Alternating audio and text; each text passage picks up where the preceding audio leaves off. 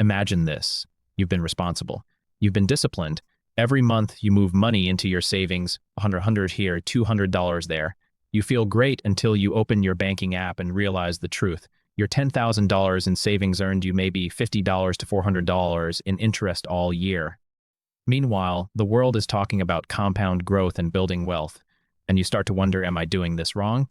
The honest answer is, saving is a great start, but saving alone will never make you rich. And the reason isn't your discipline or your salary. It's that savings and investments are designed to do two completely different jobs, and most people use the wrong tool for the wrong job their whole lives. Today, I'm going to show you exactly how that mismatch costs people hundreds of thousands of dollars using two real-world examples, and walk you through the four-step path to fix it.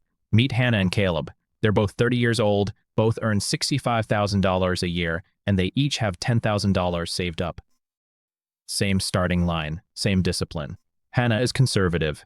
She keeps every dollar in her savings account because she likes seeing the balance never drop. Her bank pays her 1% APY, which is what most big traditional banks offer. Even if she upgrades to a high-yield savings account, those online ones paying 4%, she's still in pure savings mode. Caleb does something different. He keeps a smaller emergency fund in his ISA, then puts the rest into a low-cost S&P 500 index fund. Same person, same income, same starting balance, but a completely different financial future. Let's talk about why. Savings accounts are designed to protect your money. Investments are designed to grow your money. They have different jobs, different rules, and different return profiles.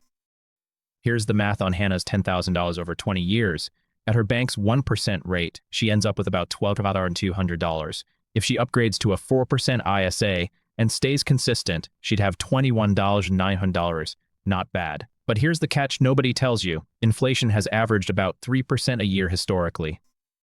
So that 4% return isn't really 4%. After inflation, her real return is more like 1%. She's barely staying ahead of rising prices. Now Caleb's $10,000 in the S&P 500, which has historically returned about 10% per year nominally. After 20 years, roughly $67,000. Even after stripping out inflation, his real return is around 7%, leaving him with substantially more buying power than Hannah, no matter which savings tier she chose. Same starting amount, massive wealth gap, and the difference compounds the longer they wait. But here's what I want you to understand. This isn't a math problem.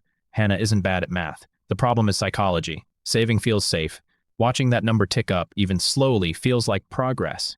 Investing, by contrast, feels like a roller coaster. Some months Caleb's account is up 8%, some months it's down 12%. To Hannah, that looks like chaos.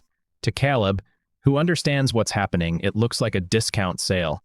To get the freedom you actually want, you have to move past the fear of that roller coaster. Here's the four-step path to do it without losing sleep. Step 1. Build your safety net.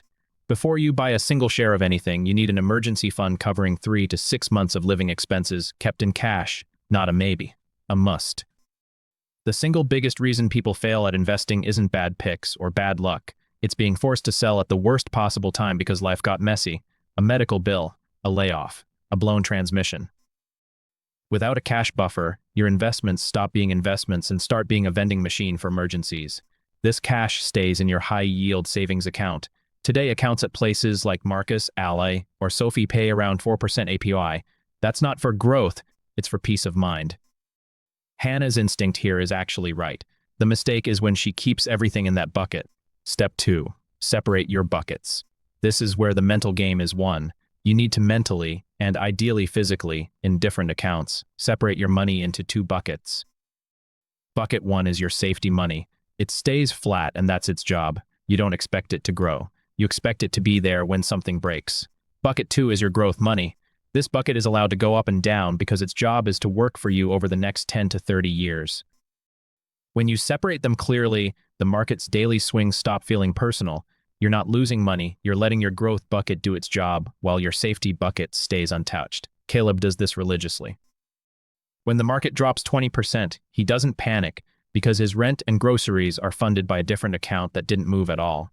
Step 3. Start small and build the habit. You don't need $10,000 to start investing. You don't need $1,000. Thanks to fractional shares, offered by Fidelity, Schwab, Vanguard, and most modern brokerages, you can start with $50. The number doesn't matter, the habit does. Most people wait for the perfect time to invest, after the next dip, after they save more, after they understand more. The perfect time doesn't exist. Decades of data show that time in the market beats timing the market, almost always. Just get the money in. Step 4, keep it stupidly simple. This is where most beginners blow themselves up. They start with index funds, then someone in a Discord tells them about meme stocks, options, crypto leverage, day trading. They blow up the account in 2 months and decide investing doesn't work. Here's the truth backed by hard data. According to S&P's annual SPIVA report, roughly 85% of professional active fund managers fail to beat a basic S&P 500 index fund over 15-year periods. These are people whose full-time job is picking stocks with billions in resources. They lose to a fund that requires 0 decisions. That's why even Warren Buffett, arguably the greatest investor of the last century, has publicly told regular people to just buy a low-cost S&P 500 index fund and forget about it. Specific tickers like VUO, IVV, or XAX give you instant ownership of the 500 largest American companies for fees as low as 0.3 or 3% per year. VTI gives you the entire US stock market in one ticker. Pick one. Buy it consistently. Don't touch it. Now here's where it gets exciting. The most powerful thing you have isn't your stock picking skill. It's time. If Caleb invests $300 a month at an 8% real return, here's what he ends up with over 25 years. About $285,000.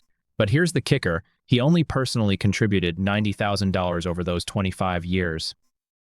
The other $185,000 was created by compound growth. That's money he didn't earn. That's money the market gave him for being patient. If he stretches that to 35 years instead of 25, the math gets surreal. That same $300 a month becomes around $690,000. Same monthly contribution, just more time. Think of it like this. Saving is keeping seeds in a jar. They're safe, they'll never spoil, but they'll also never grow. Investing is planting those seeds in dirt. It looks messy at first. You might not see anything for a while, but eventually you have a forest. One quick optimization the previous taver almost never thinks about.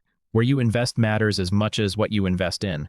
If Caleb puts his $300 a month into a Roth IRA, the 2026 limit is $7,500 a year.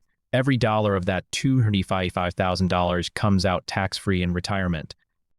If he uses a 401k with an employer match, his employer is literally adding free money on top.